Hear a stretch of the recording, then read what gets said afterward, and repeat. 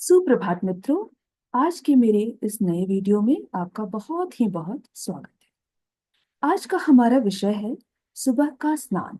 सुबह का स्नान, सूर्य भगवान को अर्घ्य देना, पुराणों में इसकी क्या महत्ता है और इसके क्या फायदे हैं, आज हम जानेंगे। आज हम ये भी जानेंगे कि घर की समृद्धि बढ़ाना कैसे हमारे ही हाथों में है। सुबह सूर्य उगने से पहले उठना और अपने कार्य के लिए तत्पर हो जाना, ये एक अच्छे स्वास्थ्य और सफलता की कुंजी है। यह विद्या, बुद्धि और बल बढ़ाने वाली है। जीवन के संपूर्ण दुखों का नाश कर ऐश्वर्य देने वाली है। परिवार में अपनों का प्यार जीवन में तरक्की के रास्ते खोलने वाली है। इस दुनिया में जितने भी महान लोग हुए हैं, सभी ने सुबह उठकर स्नान ध्यान करने की तकनीक को अपनाकर कर्मशील बनकर इस दुनिया में अपना नाम स्वर्ण अक्षरों में अंकित किया। तो आइए जानते हैं कि सुबह के स्नान के धर्म शास्त्र में क्या चार नियम है, क्या चार उपनाम है, उनके बारे में विस्तार से चर्चा करेंगे।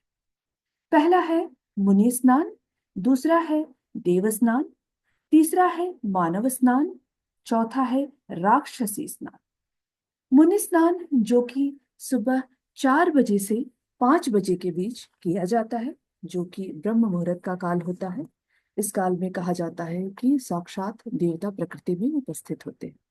ये बड़ा ही लाभकारी है। दूसरा है देव स्नान, जो कि सुबह 5 से 6 बजे के बीच किया जाता है। ये भी एक बहुत ही उत्तम काल माना जाता है।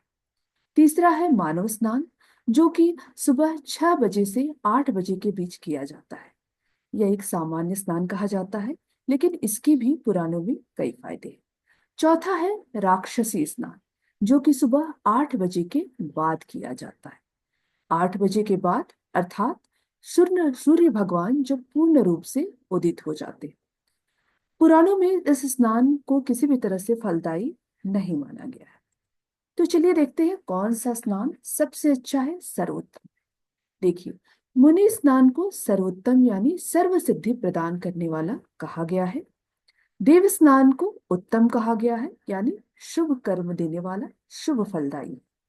मानव स्नान को सामान्य कहा गया है, सामान्य अर्थात सामान्य फल देने वाला।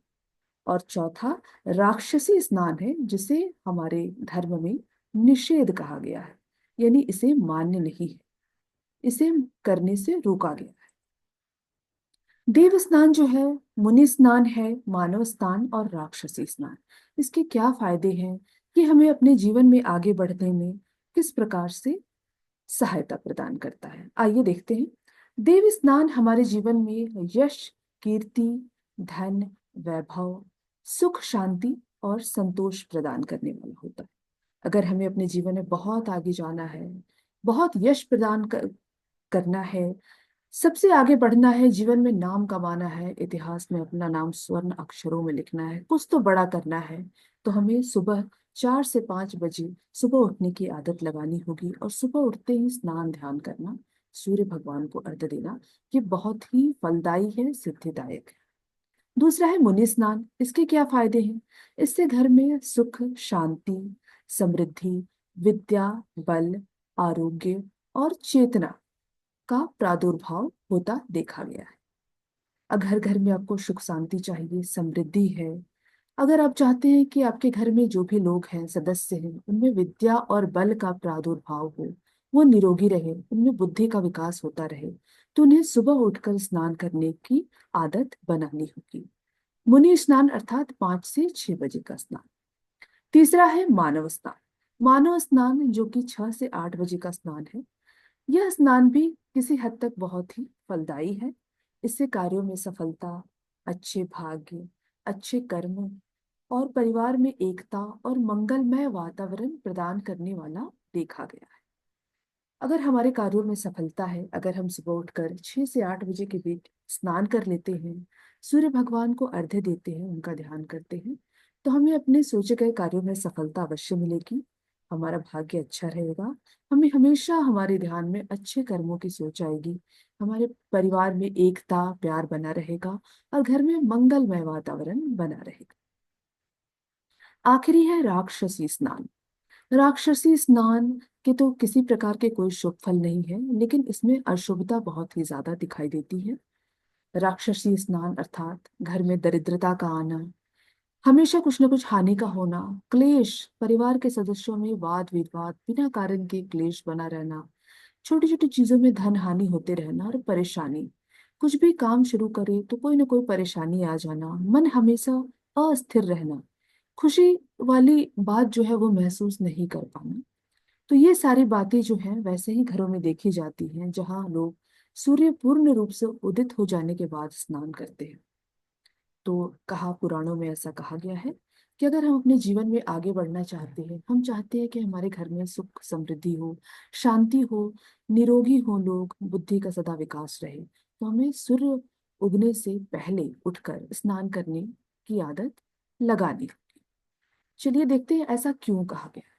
देखिए, पुराने जमाने में सूर्य उगने से पहले ही स्नान करते थे।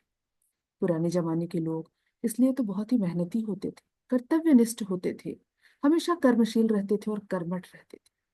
परिवार में कितने भी सदस्य हों, एक ही कमाने वाला होता था, फिर भी परिवार में कभी भी किसी चीज की कमी नहीं होती थी। खाने पीने की कभी कमी नहीं होती थी, चाहे दर्जनों बच्चे हों, दर्जनों घर परिवार हो। धन वैभव लक्ष्मी का हमेशा वास उस घर में मिलता था, हमेशा शांति का वातावरण मिलता था उस घर में, कभी क्लेश की आवाज नहीं आती थी। घर में लड़ाई झगड़े, क्लेश या असंतुष्टि की भावना नहीं रहती थी। परिवार के लोगों के चेहरे पे एक अजीब सी चमक और मुस्कुराहट दिखाई देती, जो कि आजकल के जमाने में नहीं दिखती। आज एक ही परिवार में चार सदस्य हैं। चार सदस्य क्यों? क्योंकि ये न्यूक्लियर फैमिली का जमाना है। चार सदस्य हैं और चारों सदस्य कमा रहे हैं, अच्छी कमाई कर रहे हैं, फिर भी घर में कभी भी सुख शांति महसूस नहीं किया गया है, ऐसा तथ्यों से पता चला है। घर के लोगों का आपस आपस में मनमुटाव, बहुत पैसे होने के बाद भी संतुष्टि नहीं, सारी चीज की समृद्धि, सब चीजों का भरपूर होने के बाद भी कभी भी मन खिन्न रहना, हमेशा मन खिन्न रहना, किसी न किसी चीज की कमी महसूस करना, छोटों का बड़ों से, बड़ों का छोटों से, छोटी छोटी बातों पर क्लेश रहना, ये देखा गया। इसका मुख्य कारण यही है, सुबह नहीं उठना, सुबह उठकर ध्यान स्नान नहीं करना। तो सुबह का जो समय है, जो ब्रह्म मुहूर्त का काल है, जो 6 बजे से पहले का समय है, वो अत्यंत उत्तम है। इस समय अगर हम अपना ध्यान, उठकर स्नान ध्यान करें, अपना ध्यान भगवान पर लगाएं, तो हमारा मानसिक और शारीरिक विकास तो होता ही है, साथ ही साथ हमारा बौद्धिक विकास भी बहुत तेजी से होता है। तो याद रखने वाली यहाँ बात यह है कि हमें अपने संस्कार जो हमें अपने बड़ों से मिले हैं, जो हमें अपने वेद पुराणों से मिले हैं, हमें भूलना नहीं चाहिए। हमें खुद तो अपनाना ही चाहिए और अपने आगे आने वाली पीढ़ी को भी वो सारे संस्कार देने चाहिए। क्योंकि संस्कार दिए बिना ही अगर हम सुविधाएं देते हैं तो ये उनके पतन का कारण है। एक समय के बाद वो अपने आप को बिल्कुल ठगा हुआ और रुका हुआ महसूस करेंगे। जैसे पानी एक जगह रुका रुका कैसे थम सा जाता है। एक नदी का पानी और एक तालाब का पानी, नदी का पानी जो निरंतर बहता रहता है, जिससे विकास की गति दिखाई देती है, और एक तालाब का पानी भरपूर होते हुए भी वो एक रुका सा रहता है, उसमें जीवाणु बैक्टीरिया की मात्रा ज्यादा बढ़ जाती है। तो एक तरह से अगर हम संस्कार दिए बिना ही सुविधाएं देंगे तो एक तरह से वो हमारे जीवन में घुन का काम करेगा। एक न एक समय बाद कुछ न कुछ ऐसा होता रहेगा हमारे सामने, हमारे विकास की जितने भी रास्ते हों धीरे धीरे अवरुद्ध हो जाएंगे। हम दुनिया में बहुत पैसे कमा भी लेंगे तो हम लोगों का सम्मान नहीं प्राप्त कर पाएंगे, हम अपनों का प्यार नहीं प्राप्त कर पाएंगे, हम वो सारे सुख, मानसिक सुख जो मिलते हैं वो हम कभी नहीं प्राप्त कर पाएंगे, हम चैन से मर नहीं पाएंगे। इसलिए कहा जाता है संस्कार बहुत ही जरूरी है। अगर हम अपने बच्चों को संस्कार नहीं दिए तो हो सकता है थोड़ी देर के लिए वो रोए, है ना, लेकिन संस्कार अगर दिए तो वो जिंदगी भर नहीं रोएंगे। जिंदगी में कहीं ना कहीं ऐसा जरूर होगा कि मुश्किलें आएंगी, लेकिन वो मुश्किलों को पार कर जाएंगे, अपनी बुद्धि से, अपने कौशल से, है ना। समाज में अपना नाम अपने इतिहास में स्वर्ण अक्षरों में लिखा पाएंगे और अपना जीवन सुखमय बना।